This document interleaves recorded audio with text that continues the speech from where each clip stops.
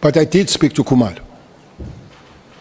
What I do not know is that if Khumalo did speak to Matala, I don't know that. But the case was dropped and I guess lawyers did speak. But whether Khumalo did speak to Matala, because Khumalo would have known more about the raid and pursuance of Matala than me. Maybe without telling me, he would not speak to. But I did suggest that what Matala is briefing me about, he must brief Khumalo. I did say so. But it's still, even after this meeting or this encounter, and after you had spoken to Khumalo, surely, or let me just pause at that point. After you spoke to Khumalo, after this meeting, did Khumalo not explain to you why the raid happened? No, he didn't. Didn't you ask him about it? No, I didn't ask about the raid, and he didn't tell me about the raid, why they were raiding. But I thought that was the whole reason why Matlala wanted you to intervene and speak to Khumalo. He's not telling you, and I'm reading from paragraph 69, you said, Mr. Matlala explained that Lieutenant General Sabia had written an affidavit on his behalf, alleging that during the raid on his home, Mr. Matlala's Rolex watch was stolen by members of the PKTT, seconded to the Gauteng County Intelligence Operations. However, the Rolex was in Mr. Matlala's possession and had not been stolen. So I thought you would tell Khumalo, look, this is what I've been told. My angle here was that Khumalo was being lured to trouble.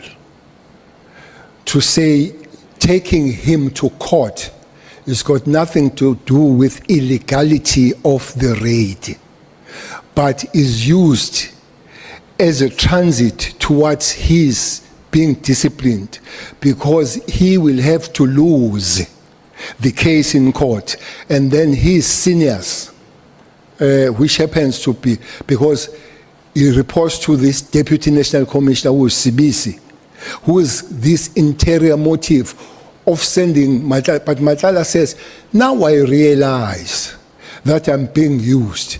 So please tell Khumalo that it's not me, it's Sibia. So the case that is taken by Matala, he wants to drop it so that Khumalo is not taken to this grinding machine by Sibia through Matala. I'm saying the angle of me talking and entertaining this matter is that angle of Khumalo telling him that is not Matala, but there is somebody behind Matala. Honorable Nomvalo. Yeah, thank you very much, Chair. Chair, I just need some clarification from the General. I think if I heard him correctly, he said that Matlala made an indication to him that he is worried that if he continues with laying a charge against Khumalo, that might put his contract, or it might expose his contract to danger. Now, what I need clarity on, General, is what were you concerned about here? Were you concerned about Matlala losing a tender, or Khumalo being unfairly treated? I just need clarity on that. Maybe let's repeat the words of Matlala to say, I don't want to go in conflict with the police because I don't want to lose, I don't want the conflict with the police because I have this contract, so I don't want to lose because I'm fighting with the police. I'm saying, Honorable Member, my consent was Khumalo issue being taken to this machine with an understanding that he needs to lose at the end of the day.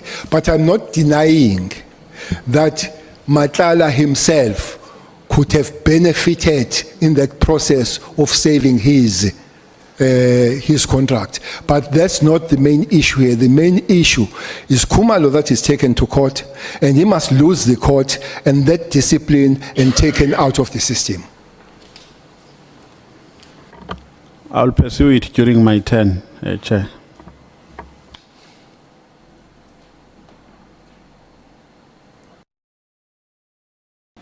Thanks, Honourable Chair. General Kele, did I understand you to say that you read this News 24 article about Matlala before the meeting? Yes. Okay. Now that article is at page 71. It's BC 8.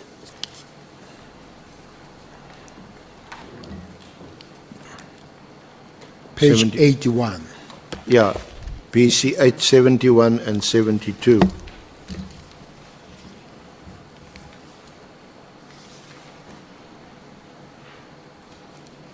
'71.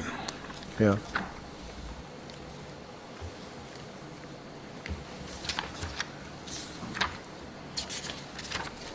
Yes, I'm there.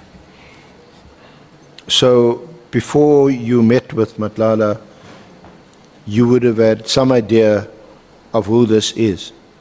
Yes, after reading this article. And this article is what one can describe as quite unflattering.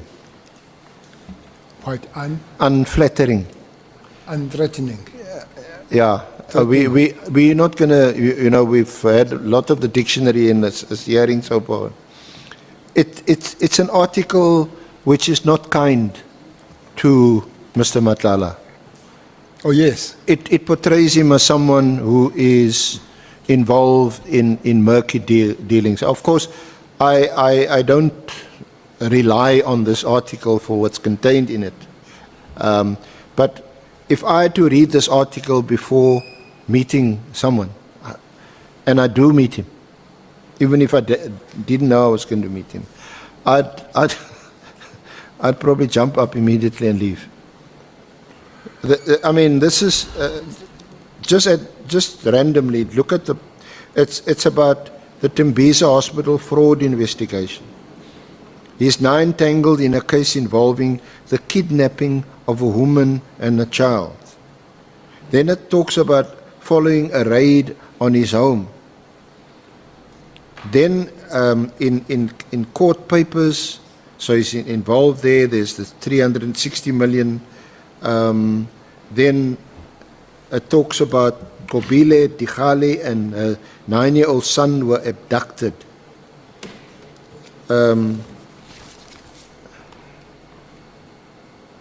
And then it ends with with a reference to the late Babita Diokaran, the late but famous whistleblower. But 3 weeks after that, she was killed. So the whole thrust of the article, quite frankly, portrays him as a dark character. I agree. You met with him? Maybe, let's see, we don't come from the same world of understanding matters. I said to you, the call comes from prison. It tells me that in a certain lodge at Tulundi, there are people who are sitting there with the AKs, and they are ready to kill this ex-Ingos. And I say, I speak to provincial commissioner. He goes there and says, he finds the information as is. I could have said to a person who's calling from prison, don't phone me. Don't call me. And Inkosi dies. Okay. If there there are few criminals. There are few criminals that you would know. They are top. If that criminal phones you, he phones me, and I know him, to say, SCRNs will be assassinated. And I say, look, you are a criminal. Don't phone me, don't talk to me about any other things. And you are assassinated. And I come to tell the story that, by the way, this criminal phoned me. And I did not do anything. I agree. There are meetings that you would do. Let me tell you one story of a person that I met who is a king of zama-zamas. Actually, there are two zama-zamas. One, I forget his surname, is a Soto guy because this guy, zama-zamas are mostly are also run from Lesotho. I met him. Later, that guy is arrested. But he was to meet me to give me information. Okay? The second thing that could not be made direct, there is a guy called LL. I don't know if you know a guy called LL, SC. His name is Louis Lubbenberg. He's a king of zama-zamas. He cleans diamonds and everything. He's millions and millions. He finds MKP. He maybe finds Baba and through him MKP because he paid 500,000. He paid 500,000 for the case for the private case to be taken to court. I think taking case privately, you pay. He paid that money. And he has been arrested. He's in prison as I speak for running diamond. He has appeared in court, and MK has been in court supporting him every day when he goes to court. Now, I don't know whether they don't know that, but the crux of the matter is that you can meet somebody and get later how deep that person is. But if you work in security, SC, you can't say, I can't meet you, because that kind of information from that person could be the lifesaver of many other things. So understand where I come from. By the way, I do meet criminals. I do. And the information can be broader used than not having met him. Others, there are those that are obvious, like the Cape Town one. Really, I can't meet Medoc. I can't meet Nassif. I can't meet those guys. But those, because you know how far have they gone, it might not help you. You can even, those guys say, meet so and so and send the officer to that person. But some of these guys will refuse to say, I'm not going to give this information because if I give this information to somebody different, it might come back to bite me. But this is a world that we live in from the work that we are doing or we were doing SC. So, if because of time, General, if I can just move on. So, you met Matlala again several times after that. Yes. Why? This question of politics, Matlala, me, and Mkhunu has come on play, because Matlala begins to feed me things that either Mogorosi or Mkhunu, they are fitting to him.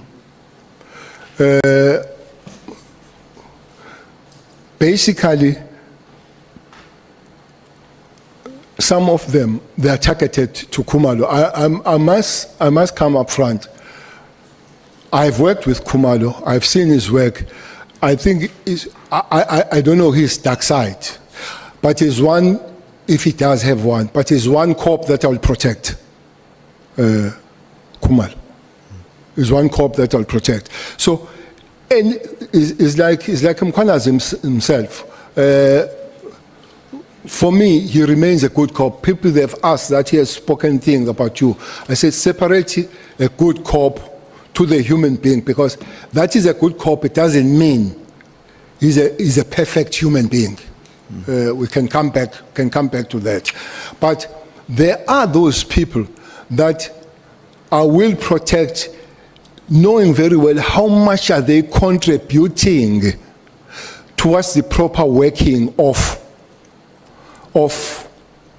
the organization called the police, but also knowing very well that if they get hurt, it might hurt the organization. So if I have any way of protecting and helping on that, I will do. And Khumalo is one of those people. So Matala kept coming with information about me and about Khumalo. So if he says, he say, there is something new that has come up, here it is, I will definitely go and listen. That will include, don't know if I'm going too far. That will include him telling me that he has been given an article, SC. Yes, listening. He has been given an article that's talk about me and Masimula. That article is a 2012 article from a guy called Pandey. Pandey was arrested in KZN for the inflation of the accommodation of 2010 accommodation. So now it goes Matlala stroke Mkhotsi. But the theory of them getting is that Matlala tells me that Mkhunu is preparing to arrest me for having got in the corruption of the 2010 tender. Here is an evidence. Somebody will have to tell me how does that article find its way, either Mkhotsi stroke Matlala. But looks, the theory of it is that Matlala is being assured that Cele will be arrested. Remember, by now, it is known that by Mkhunu that Matlala links with Cele, but Matlala has been told that he should not mix up with Cele. So now he is told that this article will make me to arrest your man. So why would Minister Mkhunu want you to be arrested? You can answer that best. Sorry, General. You can answer that best. But this is what you're hearing from Matlala? Yes. So he also peddles this information about Minister Mkhunu, about Toshan Pandey. So this is all part of this. That article arrests me and Masimula because we were involved in corruption of 2010. So this is 2025. This article came in 2012, where this guy made the claim. Now it finds its way to Matlala stroke Mkhotsi. And you say in paragraph 74 of your statement that after that first meeting, there were several other encounters with Mr. Matlala in which he explained this project. Is that the project involving Mkhotsi and Minister Mkhunu? Of him becoming a president or deputy president. Yeah, which he's working I don't on. know which one, but Matlala also didn't know whether it's president or deputy president. So you can't recall exact dates of these meetings or encounters? No, definitely. Remember, SC, I'm not working now. I don't have the diary where these things are checking. I'm no more working. I'm not in the government. I'm just a South African. So I'm not going to be checking the date. When do I see you? And I don't have any PA to ask. When did Matlala? PA is not even there to talk about Matlala. So really, if you want me dates, I'll struggle to get dates. When even this one of coming here now, I was reminded by my wife. So she still helps me, but I didn't tell her about Matlala's wife. WhatsApp. No, I didn't tell her about Matlala's date. Okay. Now, or give us more or less, give us a month. January, February, March of 2025. You can't remember which month you met? Meeting him. Yes. After the Beverly Hills. I think we did meet in January. I think we did meet in January. Okay. I think we did meet in January. All these encounters. No, not all these encounters. Not the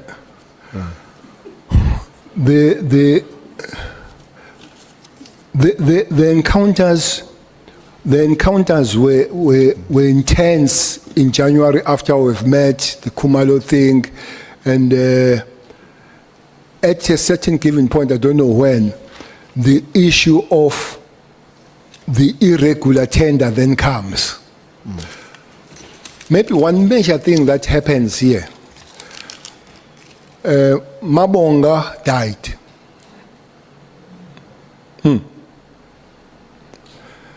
Mabonga, the person who links me and it dies, is gets shot at a place called Low in Gauteng. Mabonga was a rash guy, almost close to the dead, and Bangazita would know his father. So was a very rash guy. I remember that I was told that the day he was shot, he was with 12 bodyguards. He died with 2 bodyguards in Sentin. So while I speak to Kate, Mabonga is part of facilitation of the meetings. Okay. Now, as Mabonga dies, I don't have number for Kate, and it doesn't have number for me. And the one question that was asked by the journalist is that Kate is my friend. He asked 2 things: that is my friend and a business partner. That is a News 24 journalist. I said to the journalist, I don't have a friend called the Cat. I don't know his house. I don't know his wife. It doesn't know my house. It doesn't know my wife. Doesn't know my family and all. So it can't be my friend. He's an acquaintance because we talk to him about issues. Secondly, the journalist argues that he sent the message to the management of Capitac, where he has this flat stroke penthouse, saying to the management, this is my friend, Bekbele is my friend and a business partner. If he comes there, please open the place to sleep. I must admit, SC, it would be nice to get a free place to sleep. It would be nice to go to Pretoria and sleep free when you don't work. Even if you work, you would have taken it, but then report and declare that has happened. But it's not true that I'm his business partner. I say to the journalist, that's an easy question to deal with. Go to the register those people property and those registered business, pull where I've registered as a business partner and say, you are a business partner of Matlala. So don't ask me something that you can prove very easy. So, simply put, I did say to journalists, he's not my friend, I'm not the business partner. So, I must raise an issue here about the journalist. I guess he's a good journalist, but I wonder if he's not having a narrative in this matter. Whatever narrative that comes from. For instance, the journalist phones me and says, you have phoned Matlala 10 times. I says, yes, I have. And he says, you have sent him messages. I said, no, I don't send messages. But the journalist writes the story of 10 times, he used terms frantic, whatever. But he also says, I have had 100 times encounter through the messages. When I have told the journalist that I don't send the messages, that's the first one that I begin to say, this journalist, and we had a problem because not as honorable member Cameroon. He was treating me like a schoolboy, this journalist. And we have a serious encounter. When the journalist come back to me now to write the story of the meeting with Kat at Zimbabwe, because I had a meeting with Kat at Zimbabwe. You met him on the 18th of March Yes. at Zimbabwe. Yes, at So Zimbabwe. you've met him again. Let me take Honorable Malem. I think he has a follow-up on the statement that you have made, General. Thanks, Chair. General, Mabonga, apart from being known as a child... Come again, that part. Mabonga. Okay, Mabong. Yeah, Mabonga. Yes. Apart from being known as a child of some taxi, what in KZN, he was a well-known thug in Gauteng, a criminal of note. Was that known to you at that time? Well, I know that he has been arrested at some time. Criminal of note, not exactly, but arrested. Yes, I know that he had a criminal.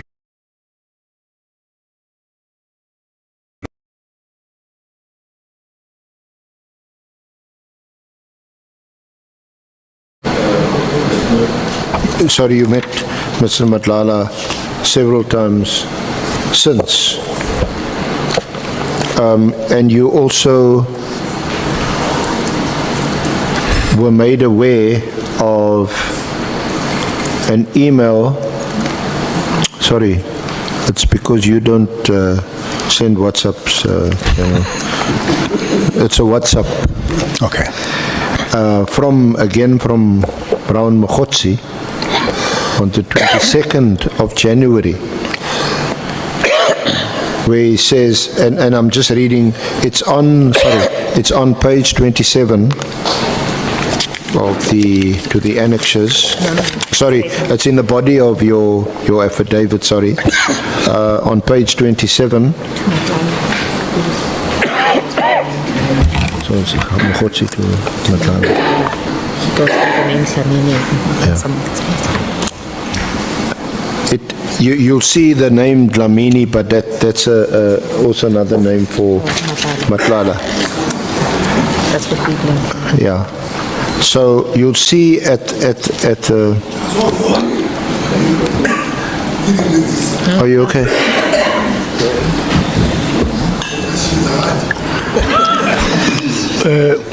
SC, I want to bring in Honorable Nomvalo just before you start. Yeah, no, I just need some clarification, Chair, because I don't want to assume that the minister meant what he wrote here on his affidavit, because he might write something and say something else. which does not accord with what he has written here.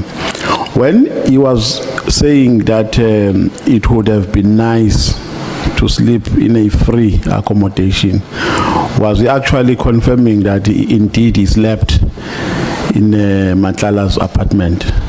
Yes, or I flat? did. Yes, I did sleep. Okay. Yeah, I did twice. Oh, you slept twice. Okay, thank you.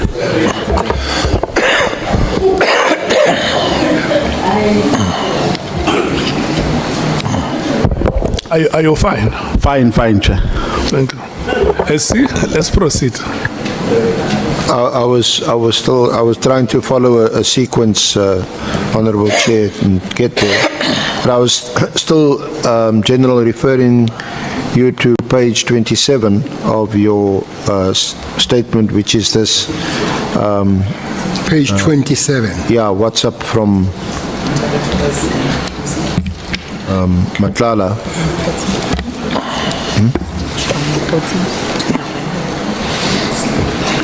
This is a WhatsApp from Mogorosi to Matlala on the 22nd of January this year. Page 27 Yeah. on my main statement. Yeah. Okay. And you'll see in that WhatsApp you are mentioned there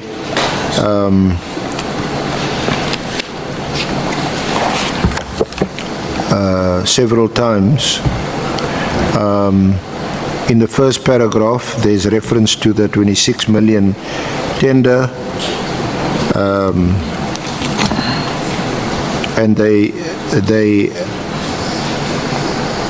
state here, it must be a mistake, but it says current Minister of Police Bakhe's signature is on the tender approval documents. But your signature is on the tender approval documents right at the end. But on the 25th of January, you weren't the current Minister of Police. No, this document is when I was a national commissioner, not minister. It's when I was a national commissioner in 2010, Oh, sorry. dealing with the accommodation of the police for 2010. Thank you then for correcting me. I Yeah. was signing documents as a national commissioner, not as a minister. Yeah, and because they go on to talk about Okay. in collusion with the current National Police Commissioner, Okay. General Masimola.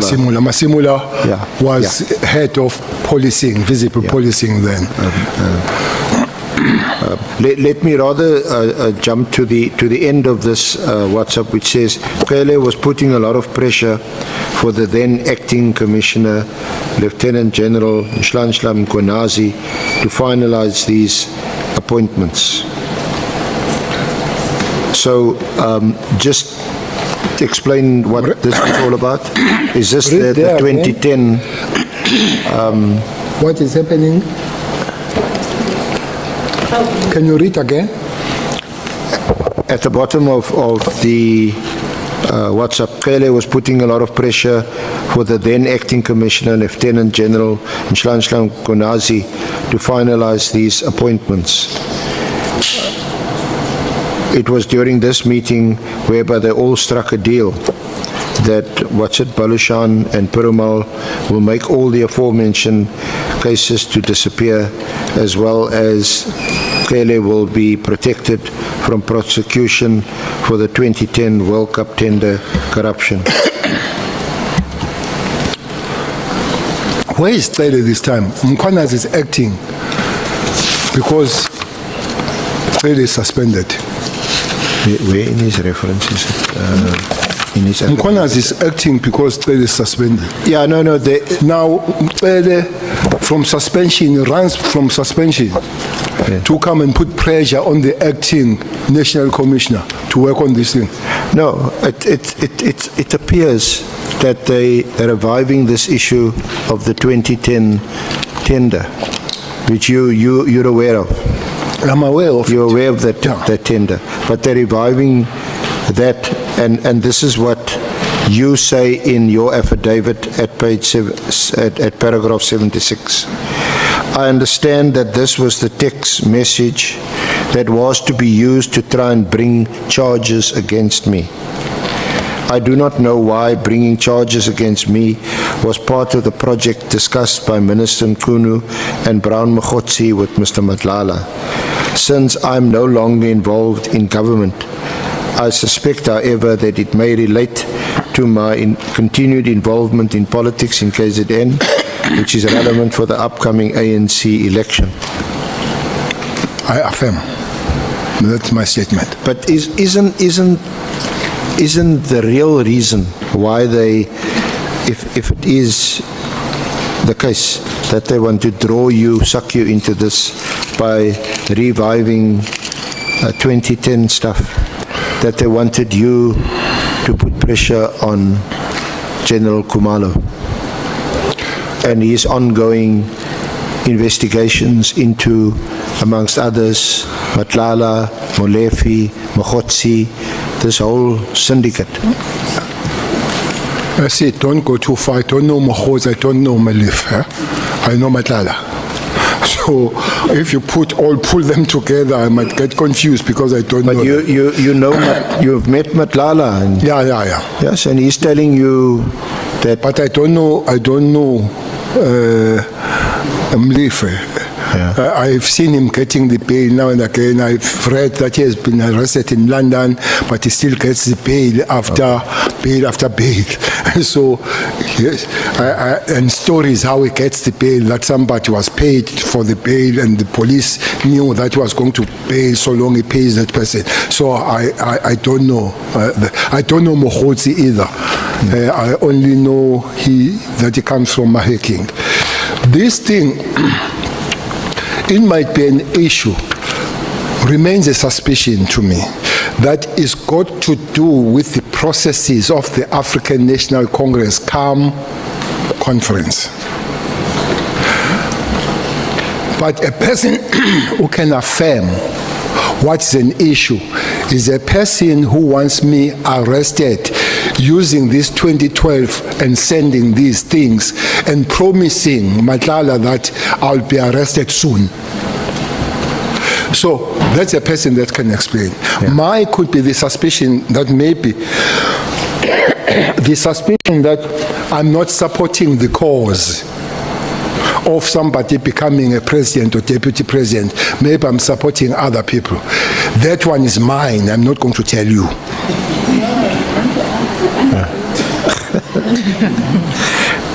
They say you must disclose that view under oath. Okay, let's just move on. But now you meet Matlala again in March. On the 18th of March, you meet him at Zimbabwe Estate, also in Durban. Indeed. And then you go on to say at paragraph 77, initially believed we were meeting at his residence, but I later learned that Hlangwani Morgan Maumela owned the property. Mr. Maumela is currently the subject of an investigation by the Hawks and the SIU concerning the extraction of 2.3 billion from Tembisa Hospital. Okay. At the time, you say, of the visit to you were unaware that it was actually belonged to Mr. Maumela. I received numerous queries from a journalist, Jeff Wicks, concerning my relationship with Maumela. I can confirm that I do not have any relationship with Maumela. I meet Matlala because now we're engaged on this presidential thing and me and all that, but talk other things. One thing that took me aback in the meeting of Zimbabwe is when I saw his protection guys. And I began to say that looks like there are faces I know here.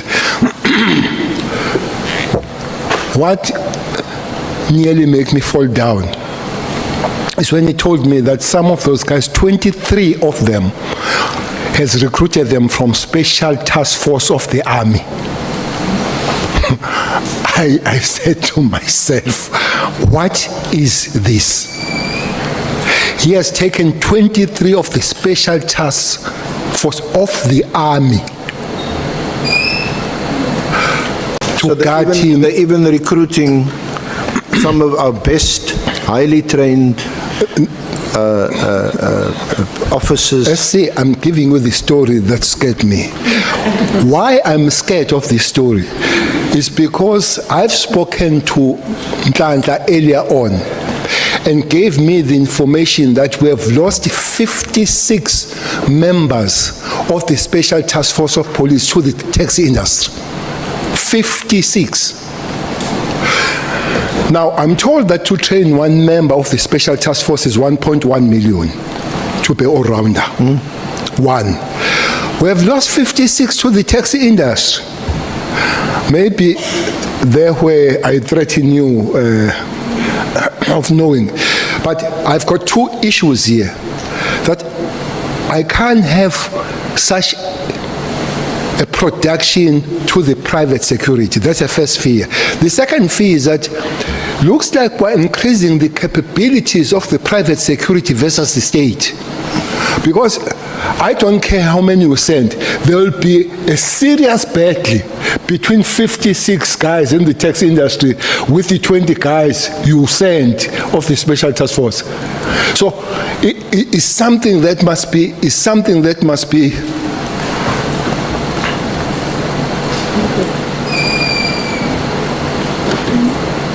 Yes, General?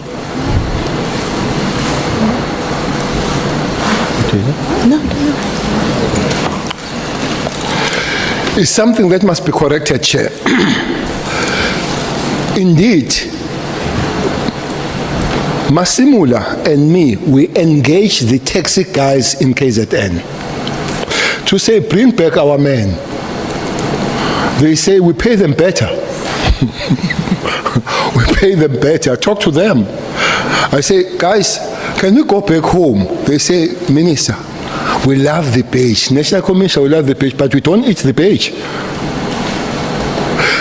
Maybe that's one thing that we'll have to see what we do with our people that have high capabilities so that we keep them in a proper way. Maybe that's one case that as legislators will deal with. So I go back, Commissioner and I will go back and we discuss to say, Commissioner, we have a leeway here of dealing with this 56. We had 3 meetings with them. The last meeting was in HR where we were preparing to bring them back. Not all of them that came back, but a big chunk came back. The leeway was that special task guys, both army and police, they have a special allowance. The special allowance is started same level, both of them at 6,000 some years ago. Soldiers have moved to quite a high, I don't know whether to say the figure where they've moved. They've moved there as a special allowance, and the police have stayed there at the bottom. So we agreed with the National Commission that move them up where they are, which is more than 20,000 from 6,000. And then agreed, and they said, Minister, with pleasure, if you're taking care of us, we'll go back home. By the time I left, so they were being processed, quite several of them. They were going back to the police. Well, I heard Minister Mkunu said he has fixed the matters of the special forces. No, that process started when it was there. But it was going to start with special forces, goes with the NIU and the CATS. Cases are not too many, and then goes to the TROT, that few that are still there. Now, with that process, comes information that 23 of the army now are in the payroll of a private guy called Matlala. Anyway, I began to see them at the funeral, Honorable Malema. I began to see them at the funeral where we were together. I said, I know these voices, but at that funeral, there were more guns and flowers. Which funeral is that? That was Mswazi. The guy called Mswazi Mnisi, who was a taxi guy. So there were more guns and flowers. And I said to them, what is everyone you were hitting? It's Guns and Roses. Maybe guns, but there were more guns. So because he was a big guy in the taxi industry, many of taxi guys, they came with helicopters in that funeral. They did not drive. Honorable Julius will remember there were many helicopters. I asked some of them, why did you use helicopters? They say no, because he was buried in his farm. You had to drive through the bush. So it was not any other thing, was to make sure that they go there. So you could see that this private security is taking the capabilities of the state. So somebody had to do something with it. And Matlala is part of him increasing his own private capability. I don't know where that is arrested now. I don't know where those guys are that have left the special task force of the army. Remember, while they train similar, but when chips are really down, those are the guys that you bring in, and they're in the private hand. Yeah, so General, what you describe is most disturbing, isn't it?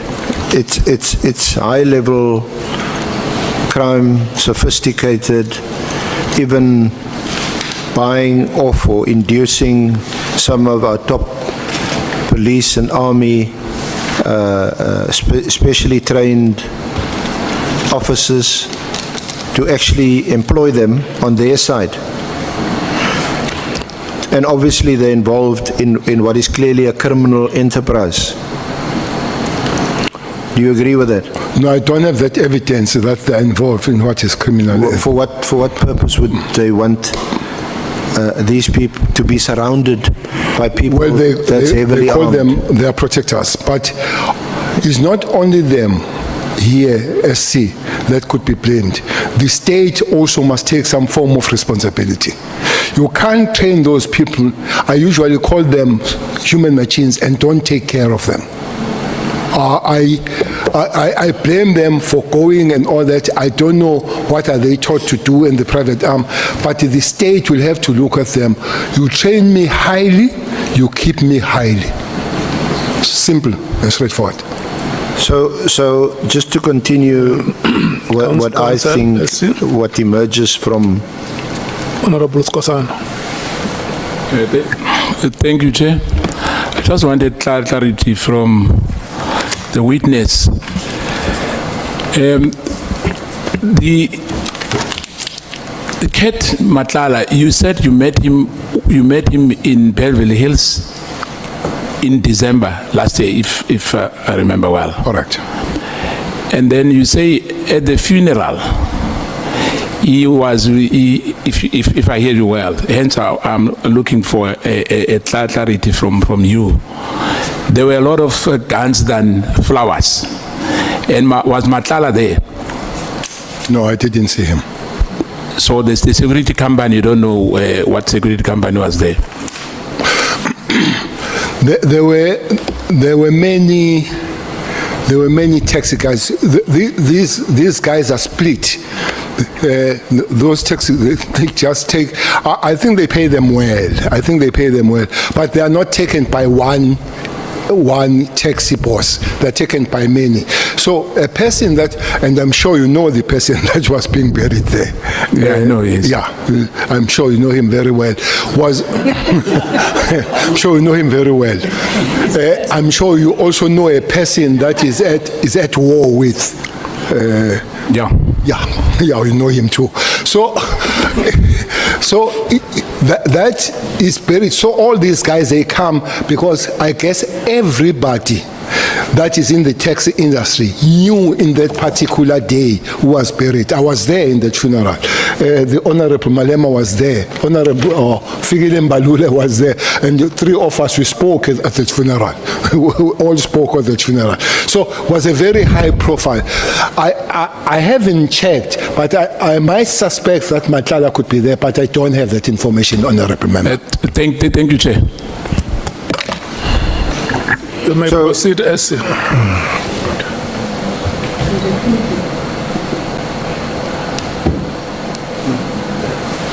Thank you, Honourable Chair. So, Minister, you seem to suggest that it's understandable that some of these initially or former police officers, military officers, highly trained, at 1.2 million rand a shot that taxpayers spend on training them, that it's understandable that they cross the floor and go and work for these syndicates because they get more pay, and that, are you saying that we should, to stop this, we should pay our officers more? Is this one of the ways in which we can stop this criminal activity? And why do you, I think you also mentioned that that you went back to actually negotiate the return of some of these officers back, to integrate them back into the police force. I would not agree with you. A huge risk. I would not agree with you that they work for syndicates. Especially the police task force are recruited by the taxi industry. Those are not syndicates. There might be a lot of criminality there, but to call the taxi industry syndicates, having not have that information, will be a problem. There is one thing I know with the taxi industry, is a lot of death and a lot of guns on it. I said I was a provincial MEC for transport. I spend a lot of time dealing with them. So I would sit with you here, SC, have a meeting, and then I say tomorrow we'll come back and finish the meeting, and your chair will be empty. Next day, your chair will be empty because you are gone forever. So that's what happens with that industry. Anybody who understands that industry is a brutal. There is a question they ask there. If you want to buy taxis, do you have a stick to protect the job? That's a gun. So if you are going to be in the taxi industry, you must have a gun too. That's how it goes. So I would not then say taxi industry are syndicates, but I wouldn't say that those recruited by those that are associated with syndicates like Matlala are not abused and used for that. But I would not sit here and say taxi industry guys are syndicates. May we take Honorable Malem? Minister, you'll agree that there is a difference between personal protectors and Inkabi. Because when a person is employed to look after you as a high profile or a taxi person, that person does exactly that. And there are people who are hired to kill people. And that is the purpose of hiring Inkabi for that purpose. Am I correct? You are correct, Honorable Member, but it does happen that the very same protectors are used sometimes as Inkabi and come back to their job. But there is a pool of people that are there just calling their price. There is that group of people. So that's why, and there are people that genuinely protect their principals. They call them their principals, even in taxi industry and all that. And I would not call those people syndicates. Thank you. Yeah, perhaps I shouldn't generalize, and I certainly don't or didn't intend to portray the whole of the taxi industry. They are organized. We know here in Cape Town anyway, where I stay, there's two, Kuteta, Kutesa, and the two organizations. So they are organized. But obviously it would be irresponsible to say they're involved in organized crime. They are ever involved in a fierce battle, but they do also a great public service transporting our people. But it was more in the context of this picture that this narrative that comes from your evidence, that you meet this high-powered guy in December, a guy, you know, just knows about this raid with one of your top, when you were minister, one of your top policemen, General Kumalo, wants you to do a favor, and then you meet him. You've read this article about him, and clearly I think you had agreed that it doesn't paint a nice picture about him, at the very least. Raises suspicions.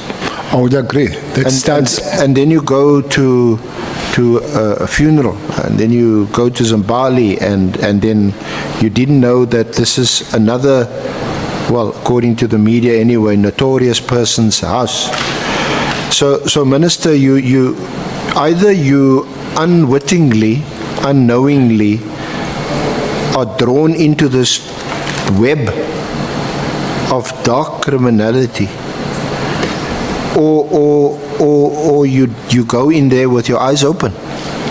Which one is it? Let me again put some light on it. Funeral has got nothing to do with Ket Matlala. So I didn't go to the funeral because of Ket Matlala and all that.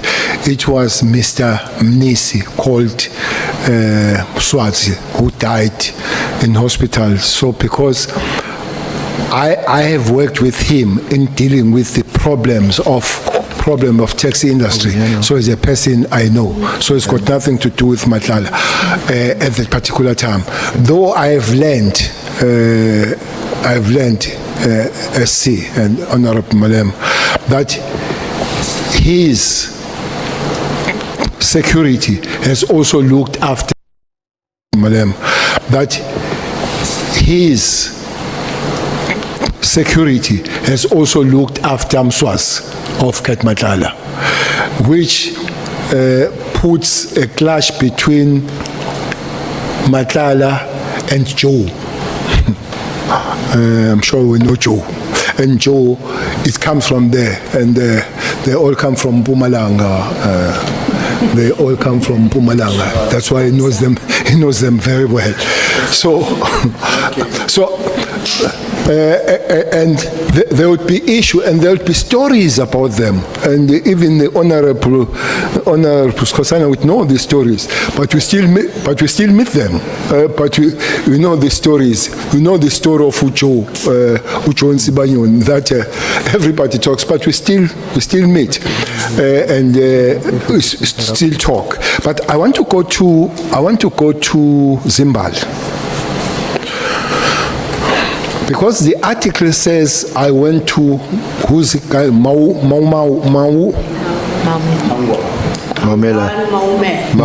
yeah. He says I went to the house of Maumela, and then Maumela gave me the code. I don't know why would you dramatize having a code of entering Zimbabwe, because in Zimbabwe you enter with code. Now, why should it come as a secret weapon that you had a code? Anybody who goes to Zimbabwe enters through the code of the owner there. And then I go there to talk, and then I'm in this beautiful house, the beach house. It looks like you, since your retirement, you're living it up. Not necessarily. You in high-end Beverly I saw it Zimbali. once. No, Zimbali, I've been there several times, not because of, I've gone there to see many people. Minister Nkosazana sometimes stay there. I used to go there. The king has stayed there. I've gone to, so it's nothing wonderful about seeing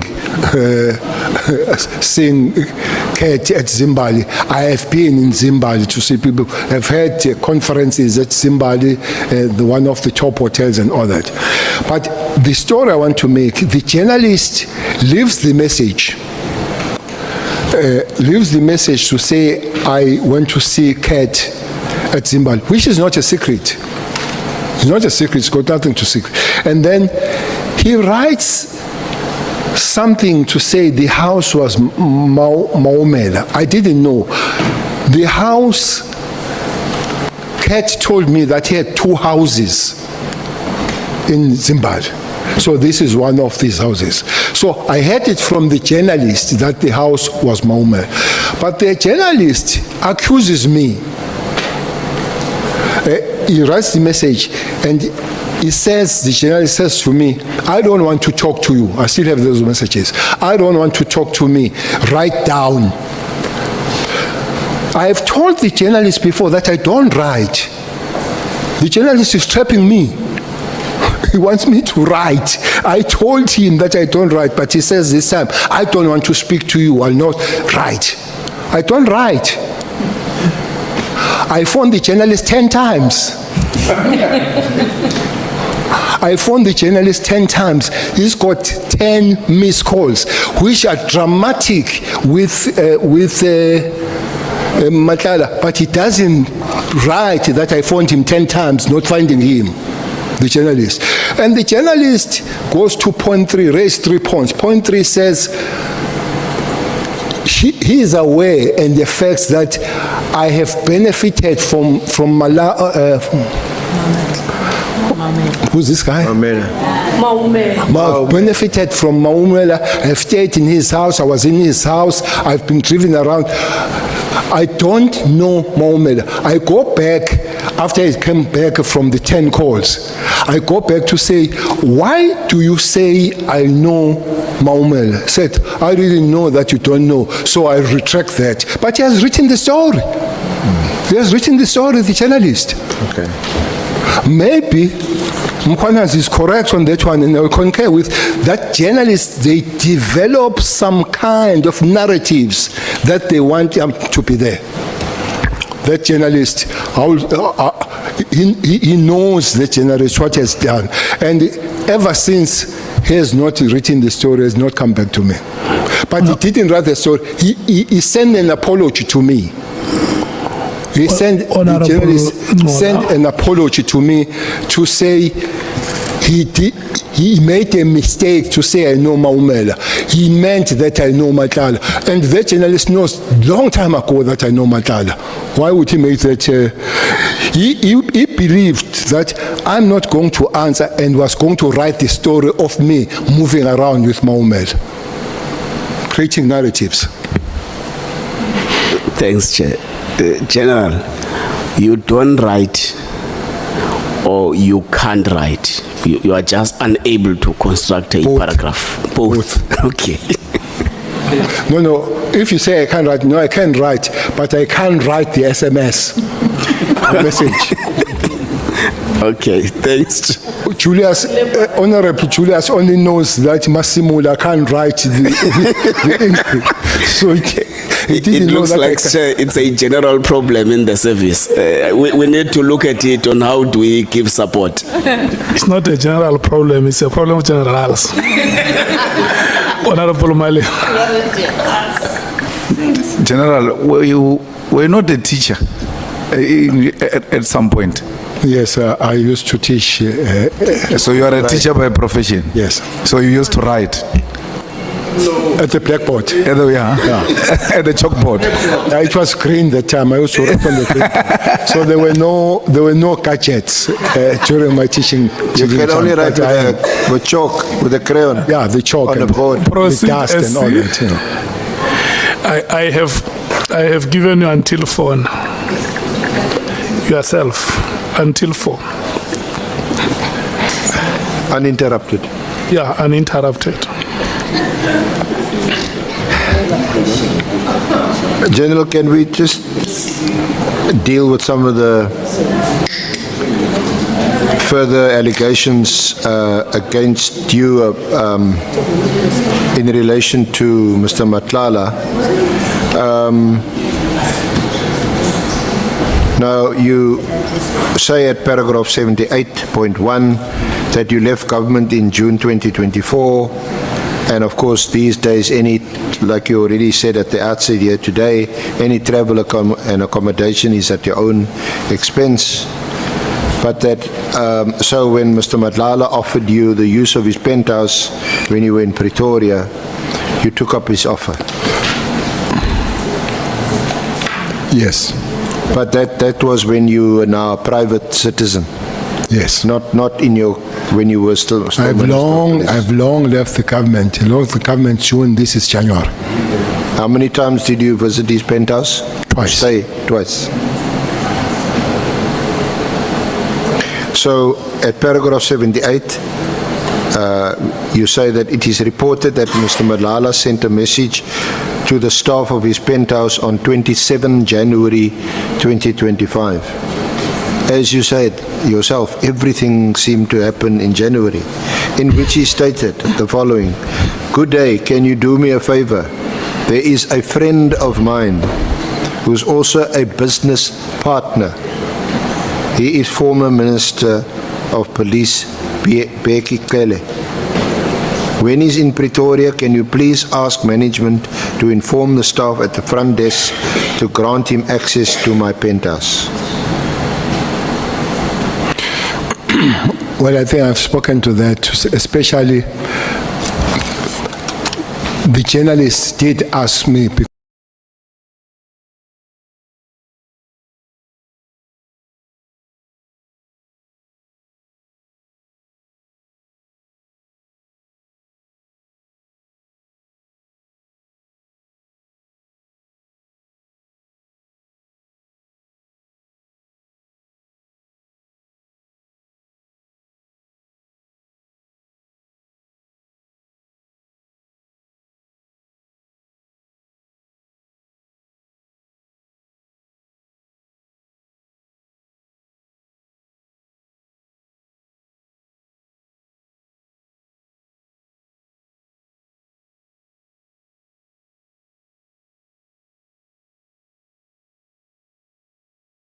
And already a friend in January, that would be taking it too far. We are not a friend. I know him, acquaintance. There are matters that we talk about. I don't know his house. He doesn't know my house. I don't know. I only know him. I guess he only knows me. So friends would know more than that per that person. So I deny. I don't agree that he's my friend. He's my acquaintance. I will stand by that. We're going to add the word friend now to the lexicon of the ad hoc committee. Immediately. Immediately. No word will Comrade, be. No associate, word. friend. No word will be immediately. So,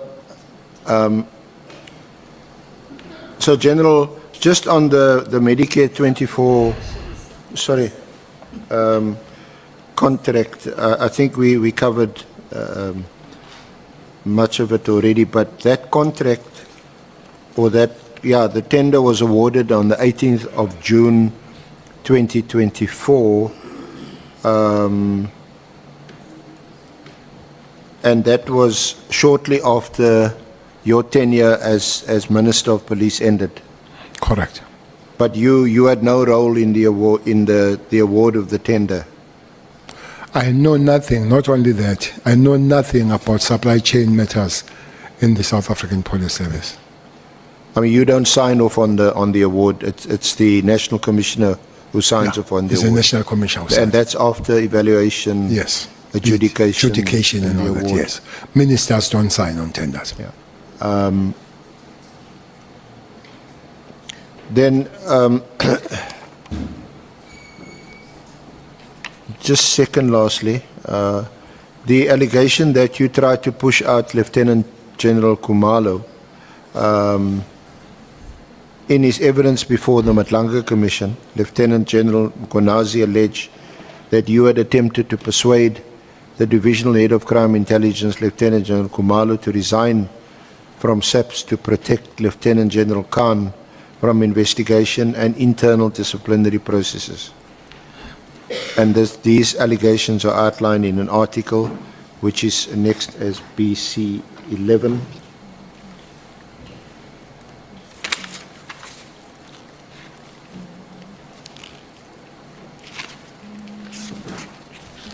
BC 11 is on page 89 of the annexes. It's headed, Mkwanazi Qele tried to push crime intelligence head out of SEP's Matlanga Commission. Interestingly, when Mary speaks of the Khumalo that didn't know anything, was in the ORS, he meant that Khumalo, who happens to be Jablan Khumalo. This is a researcher. It can't differentiate between Tumsan Khumalo and Jablan Khumalo. So this is Jablan Khumalo, who is a member of the Special Task Force. As a brigadier, he came to head ORS after Mkwanazi has been promoted. After Mkwanazi has been the acting national commissioner, so he came here. So there were issues that were raised, by the members of the Special Task Force to say things aren't going very well.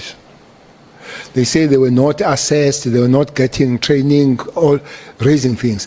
I took them to the National Commissioner, who happened to be Stole at the time, to say, Commissioner, for me it's a serious matter when this group of people complain so much.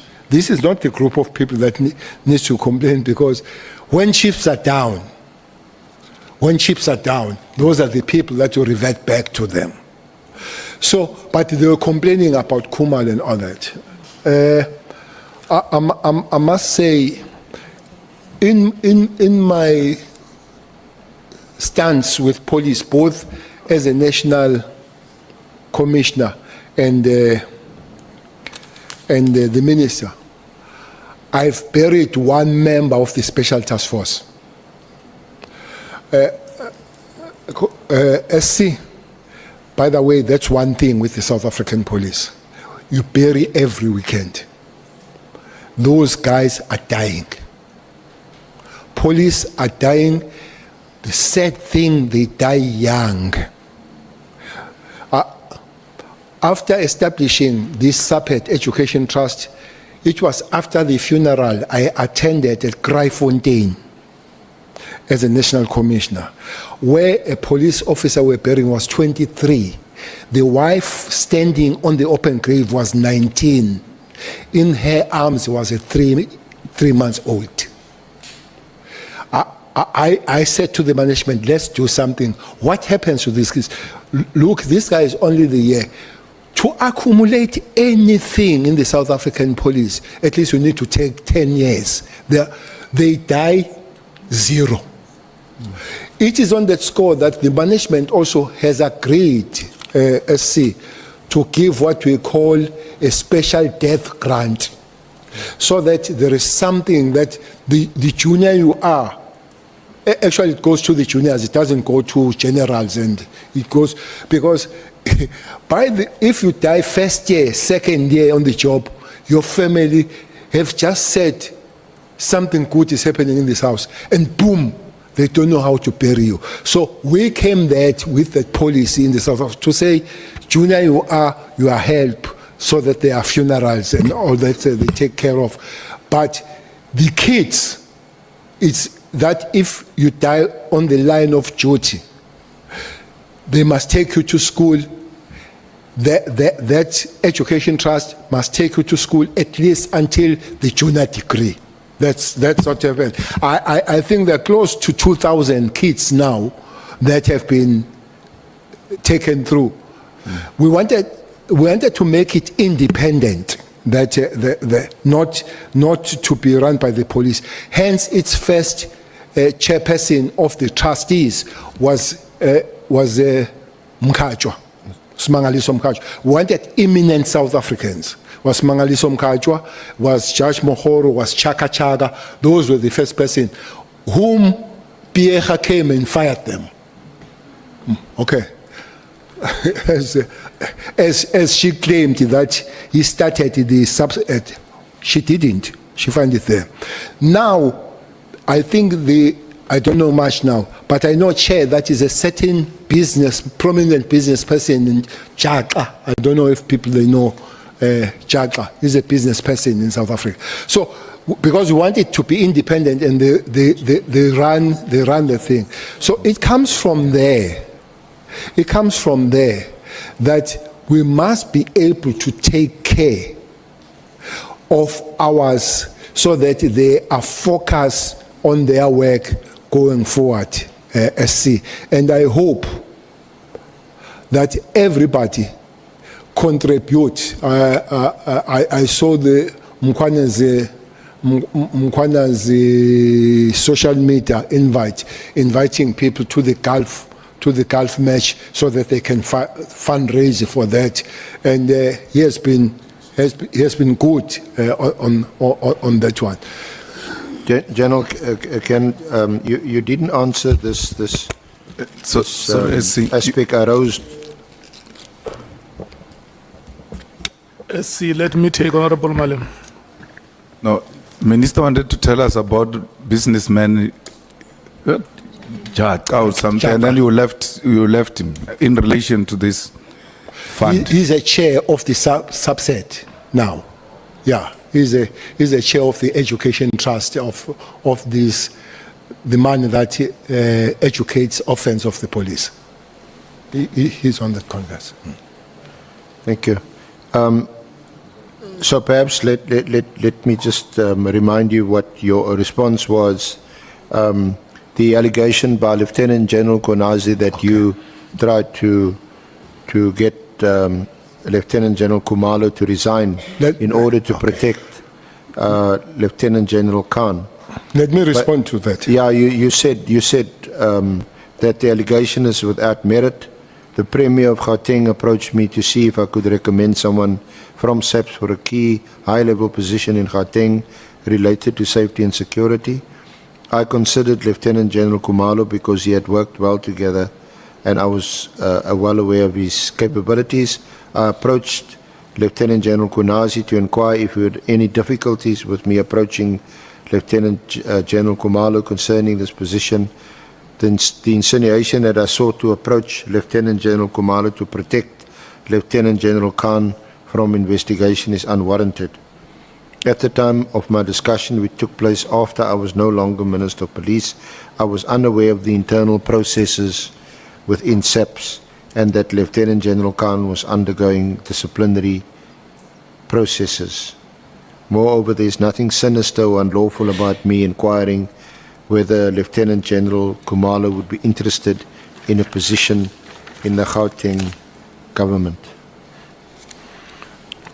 You confirm that's what your response? General Mkhwanazi is a good cop, but it doesn't mean he doesn't have faults. Yeah. There is no human being that is. Some of them serious faults, but I guess will be genuine faults rather than criminality and all that. Khumalo,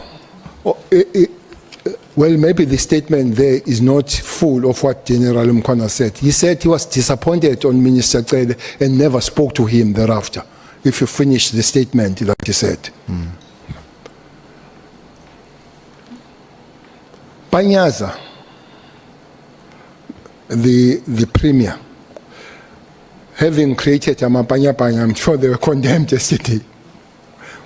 But I know for sure that those Mapanyapanya were given certificate by the Minister of Justice. I know for sure.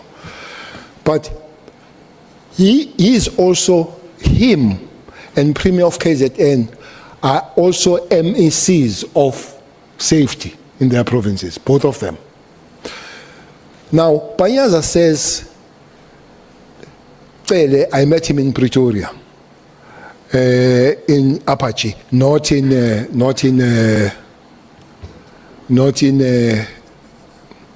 place of cat. No. So he says, I want you to work with me to coordinate all security agencies in Gauteng to fight crime. I agree with that because there are 4 provinces that gives us sleepless night when it comes to crime in South Africa. 3 full KZN, Western Cape, Gauteng, and half Eastern Cape. They give us nightmares. So if anybody says, I'm prepared to put more resources in my province, Gauteng, that will help us a lot to deal with it. So he approaches me, but he says, I say to him, look, Premier, it would be good to work with you, but I'm not an operative. I'm not. Though I was a national commissioner, people saying this national commissioner who is a civil. I'm not a civilian, by the way, I'm a soldier. I'm trained fully, heavily so. So I'm not a civilian. Don't talk to me as a civilian, I'm a soldier. So I know the mentality of the armed forces. And I've been, all my life, by the way, I've been a commissar. And I can give you the prescription and the job of the commissar. I've been a commissar in the camps. All where I've gone, I've been I've never been a commander, but I've been a commissar all my life. So I then said to Premier, I'm not a commander. We'll have to get a person that will command and coordinate all the forces. Who was your commander? Was When you were commissar, who was your commander? Was JZ. all my life, Julius, I was commanded by Commander JZ. In exile and inside the country, that's my commander, Commander Zama. So now he says, invite a person that will do the job. I say, I know there is a Kumalo. He's a major general, not a lieutenant general. He's a major general. He was at Tugela district at the time. And I knew that he was at Tugela because I worked with him very closely dealing with the taxi industry together with Mandla Kaba and all those dealing with the taxi. There were low high rate of murder around Lady Smith. So I knew him. We worked with him all the time. So with the respect that I have for Mkwanas, I don't phone Kumalo. I phoned Mkwanas to speak to